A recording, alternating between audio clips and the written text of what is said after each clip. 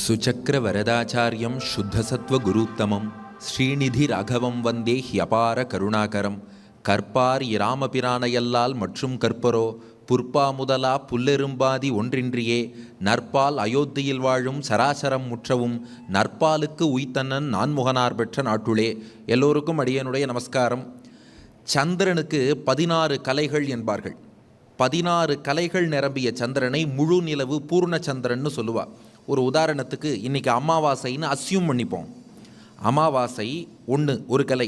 அமாவாசை பிரதமை, த்விதியை, திருதியை, சதுர்த்தி, பஞ்சமி, ஷஷ்டி, சப்தமி, அஷ்டமி, நவமி, தசமி, ஏகாதசி, துவாதசி, திரையோதசி, சதுர்தசி, பௌர்ணமி. 16 கலைகள் நிறைந்த பூர்ணச்சந்திரன்னு சொல்லுவோம்.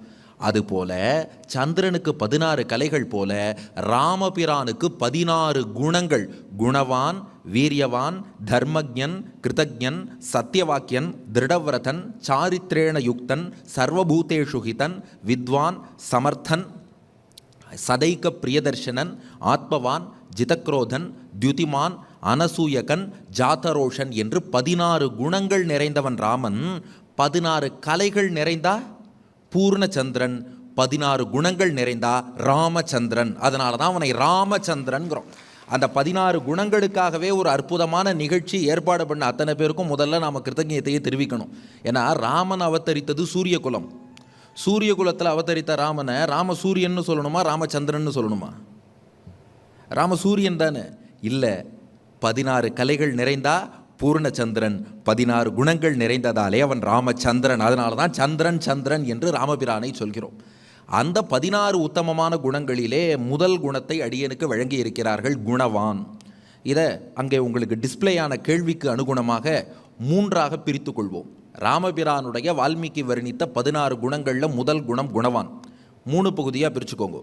பார்ட் 1 குணவான் அப்படின்னா அது என்ன குணம். பார்ட் 2 இதை ராமன் எங்கெங்கே யார் யாரிடம் எப்படி எந்தெந்த இடங்களிலெல்லாம் காட்டினான். பார்ட் 3 இதை நாம் எப்படி பின்பற்றணும், நமக்கு கிடைக்க போகிற பிரயோஜனம் என்ன. இப்போ வருவோம். இப்போ குணவான்னா என்ன? பலவான்னா பலத்தை உடையவன், வீரியவான் அப்படின்னா வீரியத்தை உடையவன், ஞானவான் அப்படின்னா ஞானத்தை உடையவன், குணவான்னா குணத்தை உடையவன். எந்த குணம்?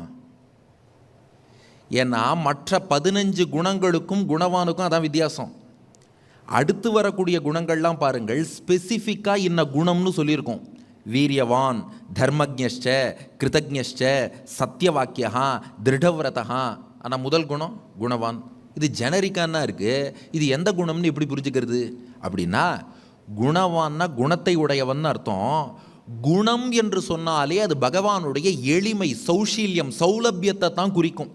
குணம் என்று சொன்னாலே அது பகவானுடைய எளிமையைத்தான் குறிக்கும். ஆங்கிலத்தில் சொல்லணும்னா, ஏன்னா தமிழில் சொன்னால் நிறைய பேருக்கு புரிய மாட்டேங்கிறது.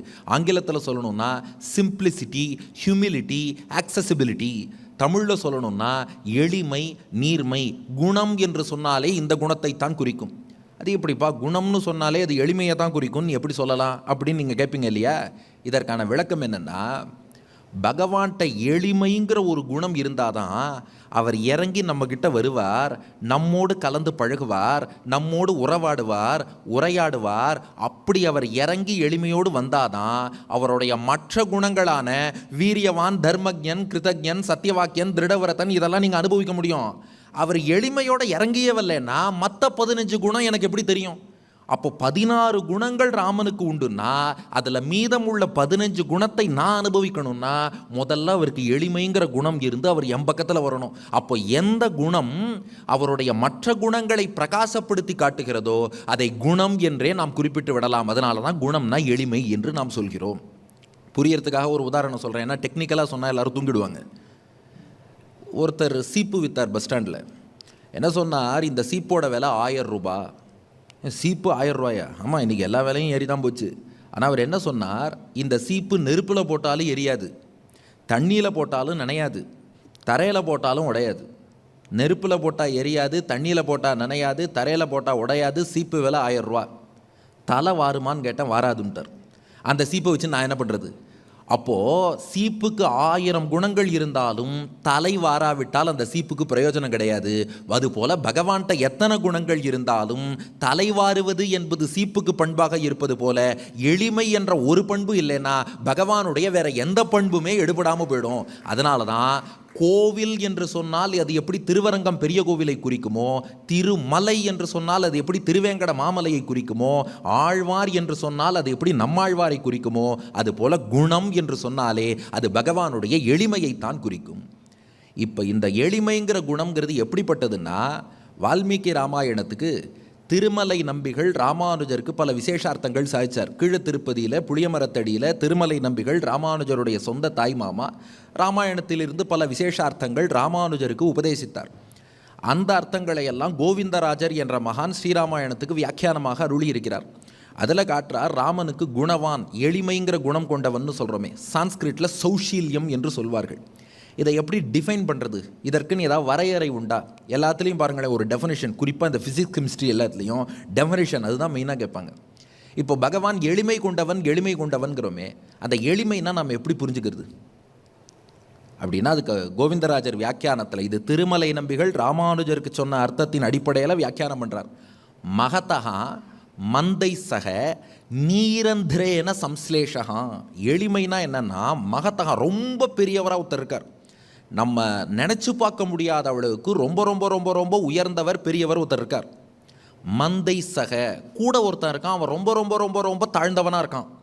ரொம்ப பெரியவரான ஒருத்தர் ரொம்ப தாழ்ந்தவனான ஒருத்தரோடு பழகிறது பெருசு இல்லை, நீரந்திரேன சம்ஸ்லேஷகா, தான் பெரியவன்கிற எண்ணம் இல்லாமல் அவனில் ஒருவனாக தன்னை கருதி பழகுகிறார். அதற்குத்தான் எளிமைன்னு பேர்.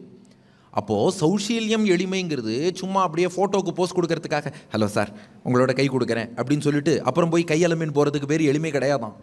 மனசுக்குள்ள தான் பெரியவன் என்ற எண்ணமே இல்லாமல் பெரியவன் சிறியவனோட பழகணும். ஆனால் அந்த பெரியவன் எளியவனோடு பழகும்போது மனசுக்குள்ள தாம் பெரியவன்கிற எண்ணமே இருக்கக்கூடாது. இது மனசில் பதியறதுக்காக ஒரு உதாரணம் சொல்கிறது உண்டு. ஒரு போக்குவரத்து துறை அமைச்சர் என்ன பண்ணாராம், பேருந்தில் கண்டக்டர்லாம் கரெக்டாக டிக்கெட் போடுறாங்களா, டிக்கெட் கரெக்டாக சரியாக அந்த டிக்கெட் எல்லா பேசஞ்சர்ஸும் வாங்குறாங்களா, இதை பார்க்கணும்னு சொல்லிட்டு இந்த போக்குவரத்து துறை அமைச்சர் மாறு வேடமெல்லாம் இட்டுக்கொண்டு தாடி ஒட்ட வச்சுன்னு தலையில் முண்டாசெல்லாம் கட்டிட்டு மாறு வேஷத்தில் போக்குவரத்து துறை அமைச்சர் பேருந்தில் பயணித்தாராம். கண்டக்டர் டிக்கெட்னு கேட்டுட்டே வந்தார். இவர் எதுக்கு வந்து உட்காந்தார், கண்டக்டர் ஒழுங்காக டிக்கெட் போடுறாரான்னு பார்க்க. கண்டக்டர் என்ன பண்ணார், இவர்கிட்ட வந்து டிக்கெட்டுன்னார், கோவப்பட்டு எழுந்துட்டாராம். நான் யார் தெரியுமா, நான் எவ்வளோ பெரிய மினிஸ்டர் தெரியுமா, என்கிட்ட வந்து டிக்கெட்டாக கேட்டேன்னார். பிளானே வீணா போச்சு, அவ்வளோதான். அப்போது எதுக்கு வந்தோமோ அதை மறந்துட்டார். ஏன்னா தங்கிட்ட டிக்கெட்டுன்னு சொன்னவும் அந்த ஈகோ தலை தூக்கி நான் எவ்வளோ பெரிய மந்திரி என்கிட்ட டிக்கெட் கேட்டியானாரா. அப்போது போட்டது வேஷம், உள்ளுக்குள்ளே பெரிய ஆளுங்கிற எண்ணம் இருக்குது. ஆனால் அப்படி இல்லாமல் வேஷம் போடுவதாக இல்லாமல் மனசார ஒருத்தனோடு கலந்து பழகினால் அதுக்குத்தான் சௌஷீல்யம் எளிமைன்னு பேர். இதை நம்முடைய ஆச்சாரியர்கள் தமிழில் நீர்மை என்று விளக்குகிறார்கள். எளிமைன்னு சொல்வதை விட நீர்மை என்கிறார்கள். ஏன் நீர்மைன்னு சொல்கிறோன்னா, இது நீரினுடைய குணம். தண்ணீர் என்ன பண்ணும், மேட்டிலிருந்து பள்ளத்தை நோக்கியே செல்லும். அதுபோல் ராமன் உயர்ந்த மேட்டில் இத்தனை மங்கள குணங்கள் நிறைந்து உயர்ந்த மேட்டிலே மலை உச்சியில் சிகரமாக இருக்கும் ராமபிரான். நாமெல்லாம் பள்ளம் போல தாழ்ந்தவர்களாக இருக்கோம்.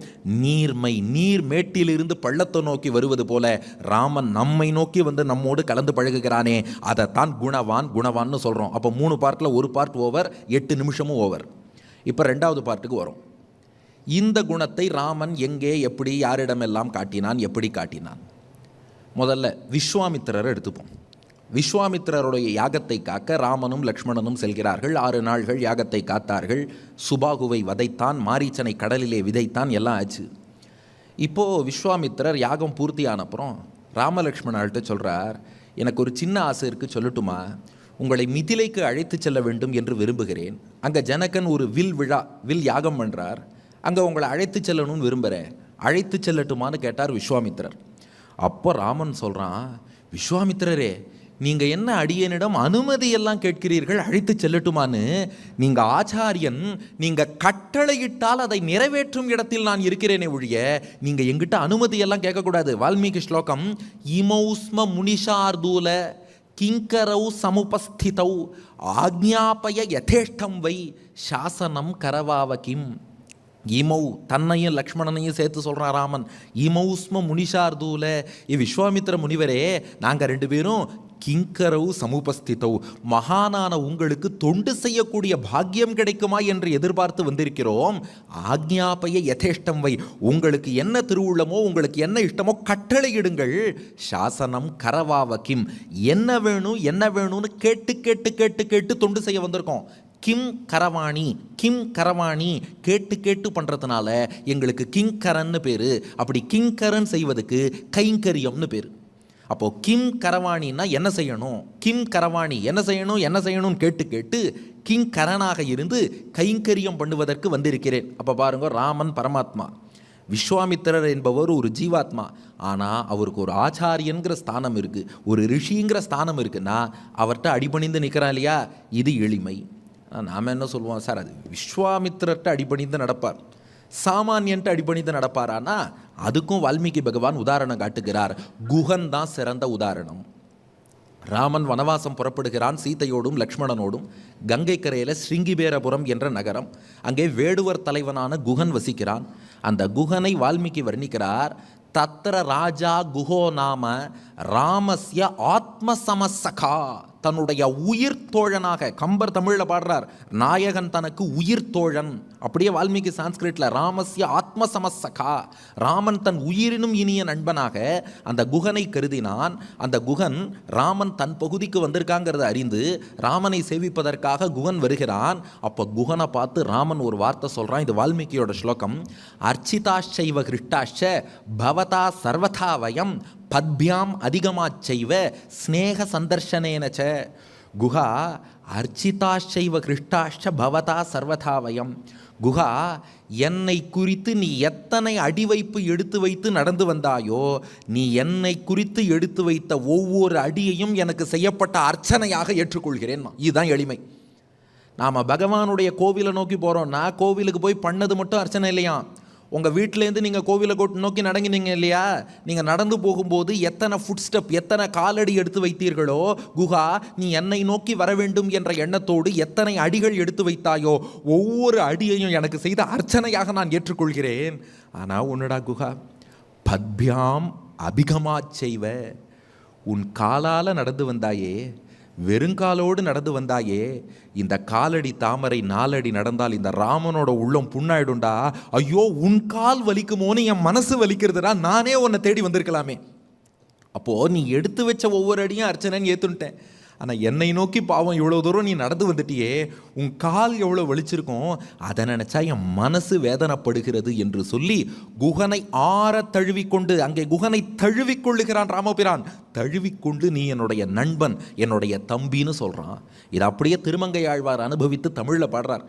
ஏழை ஏதலன் கீழ்மகன் என்னாது இறங்கி மற்றவர்க்கு இன்னருள் சுரந்து மாழைமான் மடநோக்கி உன் தோழி ஊம்பி எம்பி என்று ஒழிந்திலை உகந்து தோழன் நீ எனக்கு இங்கு ஒழி. குஹனை பார்த்து ராமன் தள்ளலையும், அவனை ரிஜெக்ட் பண்ணலை, நிராகரிக்கலை. ஏழை, இந்த இடத்துல ஏழைனா விளக்க உரை கொடுக்கிறார் பெரியவாச்சான் பிள்ளை என்ற மகான். ஏழைன்னா குஹன் ஞானத்தால் ஏழையாம். ராமன் வசிஷ்டர்கிட்ட காலக்ஷேபம் பண்ணி ஆயக்கலைகள் 64 அறிந்தவன் ராமபிரான். ஆயக்கலைகள் 64ன்னு சொல்வார்கள்.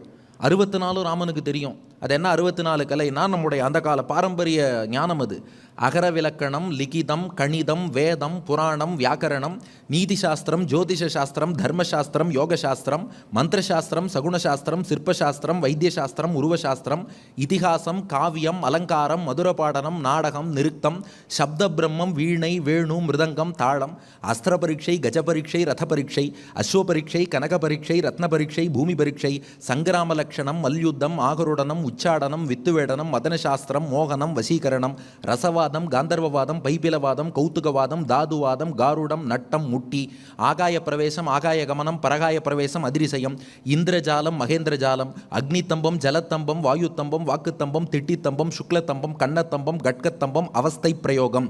64 கலைகள். அத்தனையிலும் வல்லவன் ராமபிரான்.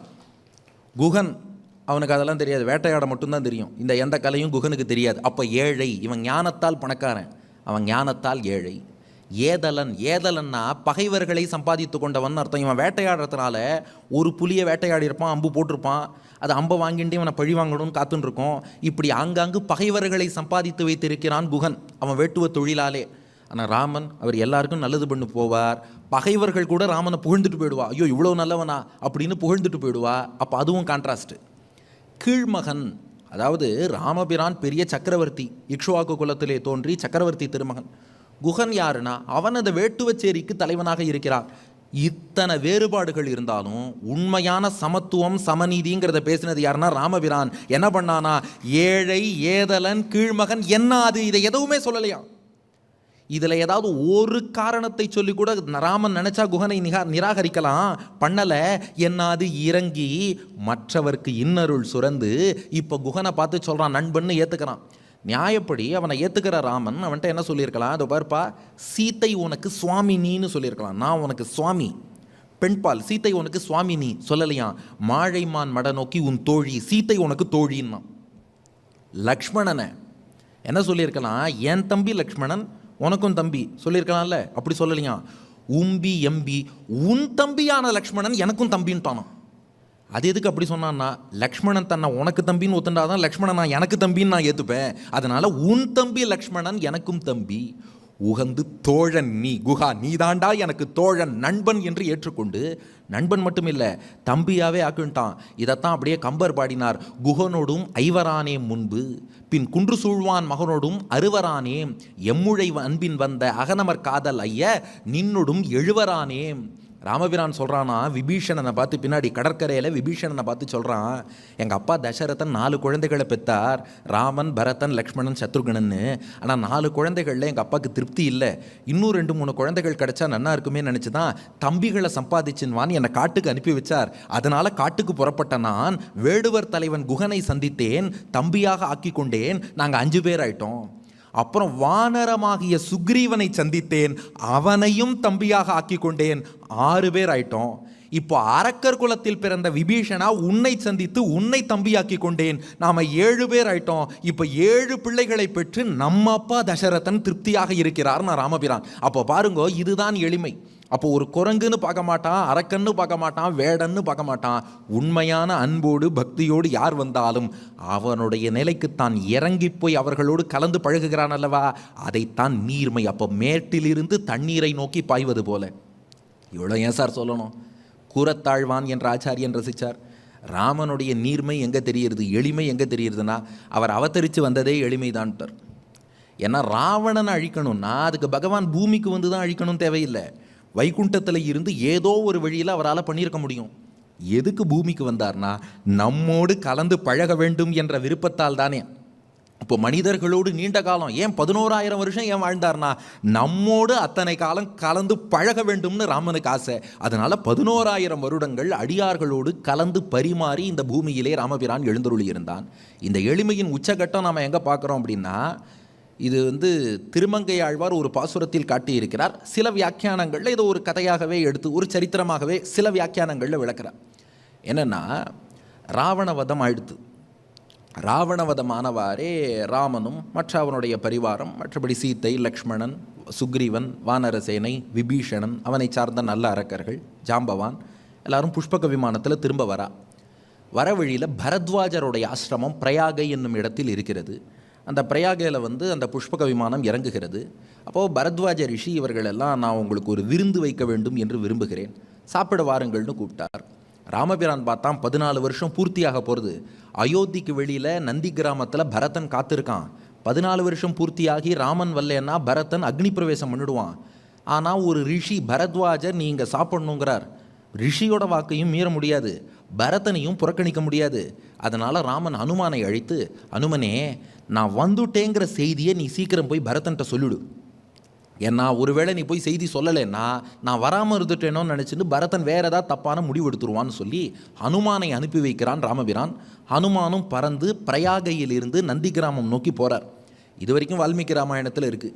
அதுக்கு மேலே ஒரு விஷயம் திருமங்கை ஆழ்வார் பாசுரத்தின் மூலம் நம்ம தெரிஞ்சுக்கிறோம்.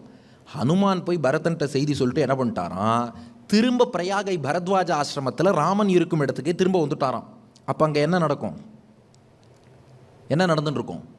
விருந்து சாப்பிட தானே கூப்பிட்டார். அதனால் விருந்து எல்லாருக்கும் இலை போட்டாச்சு. ராமன் அமர்ந்து இருக்கிறான், மற்ற வானரர்கள் எல்லோரும் அமர்ந்து இருக்கிறார்கள், எல்லாரும் உட்காந்து சாப்பிட்டுன்னு இருக்கா. இப்போ ஹனுமான் அங்கே வரார். ஹனுமான் வந்தால் பரத்வாஜர் சொன்னாராம், ஹனுமானே கொஞ்சம் வெயிட் பண்ணு, முதல் பந்தி ஆயின்றிருக்கு, அடுத்த பந்தியில் சாப்பிட்டுக்கலாம் அப்படின்னார். ராமபிரான் பார்த்தானா, என்னது என் பக்தனாகிய ஹனுமான் காத்திருந்து அடுத்த பந்தியில் சாப்பிடணுமா? வேண்டாம் ஹனுமானே, எனக்கு எதிரே வந்து உட்காருன்னா. என்ன சொல்கிறேன்னு கேட்டார் ஹனுமான். ராமன் சொன்னான், எதிரே வந்து உட்காருப்பான்னா. ஹனுமானும் வந்து உட்கார்ந்தார். அதுவரை வாழை இலையில் நரம்பு கிடையாதான். ராமபிரான் தான் தன்னுடைய கையால் அந்த வாழை இலையில் ஒரு கோடு போட்டு ஒரு நரம்பை ஏற்படுத்தினானோ. ஏற்படுத்திட்டு தான் சாப்பிட்டு இருந்தான் இல்லையா உணவு, அதில் என்ன பண்ணால், குரங்கு வானரம் எதை விரும்பி சாப்பிடும்? காய்கனிகளை. அதனால் காய்கனிகளை மேல் பாகத்தில் வச்சு அதை நீ சாப்பிடுன்னா, அரிசி சாப்பாட்டை கீழ்பாகத்தில் வச்சு இதை நான் சாப்பிட்றேன்னா. இன்றைக்கும் பாருங்கள், இலையில் சாப்பிடும்போது காய்கறிகள்லாம் இலையினுடைய அப்பர் ஹாஃபில் வைப்போம், சாதத்தை இலையின் லோயர் ஹாஃபில் வைப்போம். ஏன்னா வானரமாகிய நீ காய்கனிகளை நீ சாப்பிட்டுக்கோ, மனிதனாக அவதரித்த நான் இந்த சாப்பாட்டை நான் சாப்பிட்டுக்கிறேன்னு சொல்லி அப்படி பிரித்து வச்சு அதை ஹனுமானுக்கு அளித்தான். இந்த பக்கம் தான் சாப்பிட்டான். திருமங்கை ஆழ்வார் பாசுரம், வாதமா மகன் மர்க்கடம் விலங்கு மற்றோர் சாதி என்று ஒழிந்திலை, உகந்து காதல் ஆதரம் கடலினும் பெருகிடச் செய் தகவினுக்கில்லை கைமார் என்று கோதில் வாய்மையினாயோடும் உடனே உண்பன் என்ற ஒன்பொருள் ஆதல் வேண்டும் என்று அடியினை அடைந்தேன் அணிபொழில் திருவரங்கத் தம்மானே. அப்போ உணவை அங்கே பகுதியில் வச்சு ஒரே இலையில, இது சம பந்தி போஜனம் இல்லை, சம மந்தி போஜனம், குரங்கை எதிர்த்தாப்புல உட்கார வச்சு இதே இலையில ஹனுமானே மேல் பகுதியில் உள்ளதை நீ சாப்பிடு, கீழ்ப்பகுதியில் உள்ளதை நான் சாப்பிட்றேன்னு ஹனுமானோடு சேர்ந்து கலந்து பரிமாறினான் என்றால், அப்போ பாருங்க, வாதமா மகன் வாயுபுத்திரனாகிய ஹனுமான், மர்க்கடம் அவர் ஒரு குரங்கு, விலங்கு நீ ஒரு விலங்கு, நான் ஒரு மனிதன், மற்றோர் சாதி வானர ஜாதி வேறு மனித ஜாதி வேறு என்று ராமன் அவனை நிராகரிக்கவில்லை. யாராக இருந்தாலும் அன்போடு வந்தால் பக்தியோடு வந்தால் அவர்கள் லெவலுக்கு இறங்கி போய் அவளோடு கலந்து பழகிறான் இல்லையா? இதைத்தான் நாம நீர்மை எளிமை குணம் என்று கொண்டாடுகிறோம். இந்த குணம் நிறைந்திருப்பதாலே குணவான்னு சொல்கிறோம். அப்போ பார்ட் 2 ஓவர், 22 நிமிஷம் ஓவர், பார்ட் 2 ஓவர். இப்போ பார்ட் 3க்கு வரும். இதை ஏன் நாம் வாழ்க்கையில் கடைபிடிக்கணும்? ஏன்னா இப்படி பகவான் ராமன் எளிமையாக இருந்தான்னு புரிந்து கொள்வதால் நமக்கு என்ன பிரயோஜனம் அப்படின்னா, 2 முக்கியமான பிரயோஜனம் இருக்குது. ஒன்று நாம் எடுத்துக்கிறது. அப்புறம் ஃபஸ்ட்டு இதில் என்ன மெசேஜ் அப்படின்னா, பகவான்கிட்ட இந்த எளிமை என்ற குணம் இருக்கே, இந்த குணத்தால் தான் பகவானுக்கு பெருமை. இப்படிப்பட்ட பல மங்கள குணங்கள் பகவானுக்கு இருக்கோ இல்லையோ, இந்த குணத்தால் தான் அவனுக்கு பெருமை. அதுலேயும் குறிப்பாக எளிமையால் தான் பெருமை. இதை பகவத் ராமானுஜர் அழகாக விளக்கியிருக்கார். ஏன்னா வேதம் என்ன சொல்கிறது, ஒரு ஜீவாத்மா முக்தி அடைந்து வைகுண்டம் போகிறான்னு வச்சுக்கோங்களேன், வைகுண்டம் போய் பகவானை அனுபவித்து ஆனந்தமாக இருப்பான். அதானே? கரெக்டாக சொல்கிறேன்னா? ஜீவாத்மா வைகுண்டம் போனால் யாரை அனுபவித்து சந்தோஷப்படுவான்? நாராயணனை. ஆனால் வேதம் சொல்கிறது, சோஷ்ணுதே சர்வான் காமான் சகபிரம்மணா விபஷ்சிதா. வைகுண்டம் செல்பவன் பகவானுடைய குணங்களை நன்றாக அனுபவிப்பான், அத்தோடு சேர்த்து கொஞ்சம் அப்பப்போ பகவானையும் அனுபவிப்பான். என்னப்பா இது? பகவானுடைய குணங்களை, சர்வான் காமான், பகவானுடைய காமம்னா குணங்கள், விரும்பத்தக்க குணங்கள், பகவானுடைய எல்லா குணத்தையும் நன்றாக அனுபவிப்பான், அத்தோடு சேர்த்து கொஞ்சம் பகவானையும் அனுபவிப்பான். தர் என்ன சொன்னார், எங்கள் வீட்டுக்கு பொட்டி படுக்கையெல்லாம் எடுத்துட்டு மாப்பிள்ளை வந்துட்டார்னார். அது பரவாயில்ல, பொட்டி படுக்கையெல்லாம் வந்தது, அந்த பொட்டி படுக்கையோடு அப்படியே மாப்பிள்ளையும் வந்தார்னார். இப்போ யாருக்கு முக்கியத்துவம்? பொட்டி படுக்கைக்கு முக்கியத்துவமா மாப்பிள்ளைக்கு முக்கியத்துவமா? மாப்பிள்ளை வந்தார், கூட பொட்டி படுக்கை எடுத்துன்னு வந்தார்னா பரவாயில்ல. பொட்டி படுக்கை எல்லாம் வந்து சேர்ந்துருத்து, அப்புறம் அப்படியே பின்னாடியே மாப்பிள்ளையும் வந்தார். அப்போ பகவானை அனுபவிப்பான், கூட அவன் குணங்களை அனுபவிப்பான்னா ஓகே. வேதம் அப்படி சொல்லலை. சோஷ்ணுதே சர்வான் காமான், பெருமாளோட குணங்களை தான் அனுபவிக்கிறான், அதோட சேர்த்து அப்படியே கொஞ்சம் பெருமாளையும் அனுபவிக்கிறான். இப்படி சொல்லலாமா? இதுக்கு ராமானுஜர் விளக்கம் கொடுத்தார். ஆம் சத்தியம், வைகுண்டம் போகிறவன் பகவானுடைய குணத்தை தான் முக்கியமாக அனுபவிக்கிறான், அதோடு சேர்த்து தான் பகவான் என்னார். ஏன்னு கேட்டோம், அந்த குணங்களால் தான் பகவானுக்கே பெருமை. ஏன்னா இங்கேருந்து மோட்சம் போகிறவனுடைய சைக்காலஜி நினச்சி பாருங்கோ. வைகுண்டம் போகும்போது நினச்சி பார்க்குறானோ, ஐயோ பகவானுக்கு எவ்வளவு கருணை, அடியேனுக்கு மோட்சம் கொடுத்தார்னா. அவர் பிரகலாதனுக்கு கொடுக்கலாம், நம்மாழ்வாருக்கு கொடுக்கலாம், ஆண்டாள்னா அது வேற, நமக்கு மோட்சம் கொடுத்தார்னா அந்த பெருமாளுக்கு கருணைங்கிற குணம் எவ்வளோ பெருசாக இருக்குது, அந்த குணத்தை நினச்சிட்டு தான் உள்ளே போகிறான். அங்கே போய் பெருமாளை சேவிக்கிறான், எவ்வளோ அழகாக இருக்கார், சௌந்தர்யம், அந்த குணத்தை நினச்சி பார்க்குறான். அவர் கிட்ட போகிறான், அந்த பெருமாள் நம்மளை கூப்பிட்டு மடியில் உட்கார வச்சுக்கிறார். இதே குணவான், சௌலபியம், சௌஷீல்யம், எளிமை, நீர்மை, அந்த குணத்தை நினச்சி பார்க்குறான். ஆஹா, இந்த குணம் எவ்வளோ சிறப்பாக இருக்குது. இந்த குணங்களோடு இருக்கிறதுனால தான் அவன் பகவான் அனுபவிக்கிறான். ஒருவேளை எந்த குணமுமே பகவானுக்கு இல்லைன்னா அப்புறம் இவர் அனுபவித்து நான் என்ன பண்ணுறதுன்னு கேட்டுடுவான். அப்போ இந்த குணங்களால் தான் பகவானுக்கு பெருமை. குணமே இல்லாமல், சிலர் சொல்கிறாங்களே நிர்குணம்னு, ஆக்சுவலாக வேதத்தில் நிர்குணம்னா தீய குணங்கள் இல்லை, மங்கள குணங்கள் எல்லாம் இருக்குன்னு அர்த்தம். அப்படி இல்லாமல் குணமே இல்லை நிர்குணம்னா அதை வச்சு நான் என்ன பண்ணுறது? அப்போது இத்தனை குணங்கள் இருப்பதால் குணங்களால் தான் பகவானுக்கு பெருமை. அதனால் மோட்சம் போகிறவன் குணத்தை அனுபவிக்கிறான், குணத்தோடு சேர்த்து பெருமாளை அனுபவிக்கிறான். இது வேதம் சொன்னது. வால்மீகி ராமாயணம்ங்கிறது என்னென்னா அந்த வேதமே எடுத்த ஒரு அவதாரம். வேதங்கள்லாம் பெருமாளை சொல்கிறது. அந்த பெருமாள் தசரதனோட குழந்தையார் ராமனா வந்துட்டார். அதனால் பெருமாளை போற்றி பாடும் வேதம் வால்மீகியின் குழந்தையார் ராமாயணமாக அவதாரம் பண்ணிடுத்து. அப்போ அந்த வேதம் பெருமாளை சொல்லும். பெருமாள் தசரதன் குழந்தையா வந்தா, வேதம் வால்மீகி குழந்தையா வந்து வால்மீகி குழந்தையான ராமாயண வேதம் அந்த ராமனுடைய பெருமையை சொல்லும். இங்கேயும் என்ன சொன்னதுன்னா அதே குணங்களை. ஏன்னா இந்த குணங்களை விட்டுட்டு வெறும் ராமன் அனுபவிச்சா இனிக்காதான். அதுக்கு தான் இவ்வளோ கதை சொன்னேன். எப்படி வைகுண்டத்தில் போகிறவன் குணத்தை அனுபவிக்காமல் வெறும் பகவானை அனுபவிச்சா இனிக்காதோ, அது போல் ராமாயணமும் நாம் குணங்களை அனுபவிக்காமல் வெறும் ராமன் என்று அனுபவித்தால் அவன் குணம் என்னன்னு தெரிஞ்சால் தானே ஈடுபட முடியும். அப்போ இந்த குணங்களால் தான் ராமனுக்கு பெருமை. இந்த குணங்கள் என்பவை பெருமாளுக்கு வந்தேறி கிடையாது. ராமானுஜர் சாதிக்கிறார், சுவாபாவிக, அனவதிக, அதிசய, அசங்கேய, கல்யாண குண கூட்டங்கள் இயற்கையாக எப்போதும் உண்டு. எல்லையில்லாத குணங்கள், அதுபோல் ஒப்பற்ற குணங்கள், எண்ணிலடங்காத குணங்கள் அத்தனையும் பகவானிடம் இருக்கின்றன. இந்த குணங்களால் தான் அவனுக்கு பெருமைங்கிறத நாம் புரிந்து கொள்ள வேண்டும். இது ஒன்று. ரெண்டாவது, இதை நாம் வாழ்க்கையில் அறிந்து கடைபிடிக்கணும். என்ன குணம்? குணவான், எளிமை. அவ்வளோ பெரிய பகவானே எளிமையாக வந்து நம்மோடு கலந்து பழகிறான்னா நம்ம ஆல்ரெடி கீழே தான் இருக்கோம். நமக்கெல்லாம் பெருமைன்னு சொல்லிக்கிற அளவுக்கு ஒன்றுமே கிடையாது. அப்படி இருக்கும்போது நாமும் அந்த எளிமை, பணிவு உள்ளிட்ட குணங்களை வளர்த்து கொள்ள வேண்டும். நாம் என்ன பண்ணுறோம்? அப்படியே தலை தூக்கிண்டு, அகங்காரத்தை தலையை தூக்கிண்டு நான் யார் தெரியுமா அப்படிங்கிறோம். சர்வேஸ்வரனான பகவானே அவ்வளோ பணிவோடு குகனோடு கலந்து பழகிறான், ஹனுமானோடு பழகிறான், விபீஷணனோடு பழகிறான், சபரியோடு பழகிறான். அப்படி இருக்கும்போது நாமும் பணிவு என்ற குணத்தை வளர்த்து கொள்ள வேண்டும். ஏன்னா நான் அகங்காரம் தலை தூக்கித்துன்னா அவனுக்கு அழிவு தான். நீங்கள் இந்த ஆற்றங்கரையிலலாம் பாருங்க, பெரிய ஆலமரம், பனைமரம், தென்னை மரம் எல்லாம் தலை தூக்கின்னு நிற்கும். ஒரு வெள்ளம் வந்தால் எல்லாம் சாஞ்சிரும். நாணல் புல் இருக்குது பாருங்கோ, அது வெள்ளம் வந்ததுன்னா அப்படியே தழைய பணிந்து நிற்கும். எப்பேற்பட்ட வெள்ளம் வந்தாலும் நாணல் புல் மட்டும் சாயவே சாயாது. அப்போது உலகியல் வாழ்க்கை, சம்சாரம்ங்கிறது இருக்கே, அது ஒரு பெரிய வெள்ளம் மாதிரி. தென்னை இளங்கீற்றினிலே தாலாட்டும் தென்றலது தென்னை தனை சாய்த்து விடும் புயலாக வரும்பொழுது ஆற்றங்கரை மேட்டினிலே ஆடி நிற்கும் நாணலது காற்றடித்தால் சாய்வதில்லை, கனிந்த மனம் வீழ்வதில்லை. அதனால் மனசில் அந்த பணிவு என்ற குணம், எளிமை என்ற குணம், எல்லோரோடும் கலந்து பழகக்கூடிய அந்த பண்பு, அதை நாம் வளர்த்து கொண்டால் நாம் என்றைக்குமே கருவியாக போயிடக்கூடாது. பெருமாள் கையில் கருவியாக இருக்கணும். கருவிக்கும் கருவிக்கும் வித்தியாசம் இருக்குது. கருவினா கர்வம், அரகண்ட். கருவினா இன்ஸ்ட்ருமெண்ட் பகவான் கையில். அப்போ கருவியாக அரகண்ட்டாக போகாமல் பகவான் கையில் கருவியாக இன்ஸ்ட்ருமெண்ட்டாக நாம் இருக்கணும். ஏன்னா இந்த நான்கிற அகங்காரம் விட்டுட்டாலே பகவான் திருவடியில் சரணாகதி பண்ணுவோம், மோட்சத்துக்கே போயிடலாம். அப்போ அந்த எளிமை என்ற குணம், பணிவு என்ற குணம், அதை வளர்த்துண்டா நமக்கு ஞானம் வரும். அதுதானே திருப்பாவேல் ஆண்டாள் சொன்னால், மார்கழி திங்கள் மதி நிறைந்த நன்னாளால். பெரிய ஆழ்பொருள் இருக்குதுல. மார்கழி திங்கள், மார்னா மார்த்தட்டும் அகங்காரம். நம்ம எல்லாம் என்ன பண்ணுறோம்? மார் தட்டுறோம். நான் நான் நான். மார்கழி, மார்த்தட்டும் அகங்காரத்தை கழி. மார்கழி திங்கள். இந்த மார்த்தட்டும் அகங்காரத்தை நீ என்று கழிக்கிறாயோ மதி நிறைந்த நன்னாளால். அன்னைக்கு தான் மதி என்ற ஞானம் நிறையும். மார்தட்டின் இருக்கிற வரைக்கும் அது நிறையாது. அதனால தான் பகவானை இறங்கி வந்து இப்படித்தான் எளிமையோடு இருக்கணுங்கிறத அவன் வாழ்ந்து காட்டி இருக்கிறான். அப்போ அதை நாமும் பின்பற்றி எல்லோருக்குள்ளும் பகவான் இருக்காங்கிறத புரிஞ்சுண்டு நான் என்ற அகங்காரத்தை விட்டு அடியேன் என்ற அந்த தன்மையை வளர்த்து கொண்டு கருவியாக இல்லாமல் பகவான் கையில் கருவியாக இருந்து எல்லோரோடும் அன்போடு பழகி சத்சங்கத்தில் நாம் ஈடுபட்டோம்னா ராமனுடைய அனுகிரகம் பரிபூர்ணமாக கிடைக்குங்கிறதுல சந்தேகம் இல்லைன்னு சொல்லி 29 நிமிஷத்தோடு வாய்ப்பளித்தமைக்கு நன்றி கூறி நிறைவு செய்கிறேன். மங்களம் கோசலேந்திராய மகனிய குணாப்தயே சக்கரவர்த்தி தனுஜாய சார்வபௌமாய மங்களம்.